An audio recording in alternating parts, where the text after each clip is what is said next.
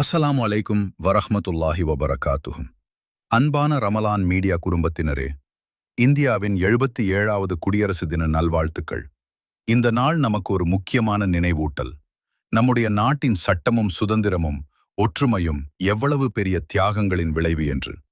அல்லாஹ் கூறுகிறான், நீங்கள் நன்மையில் ஒருவருக்கொருவர் உதவி செய்யுங்கள். அல் குர்ஆன். இந்த தேசத்தில் நாம் அனைவரும் சகோதரர்கள். மதம், மொழி, இனம் எல்லாவற்றையும் கடந்து ஒற்றுமையோடு வாழ வேண்டும் என்பதே உண்மையான தேசப்பற்று.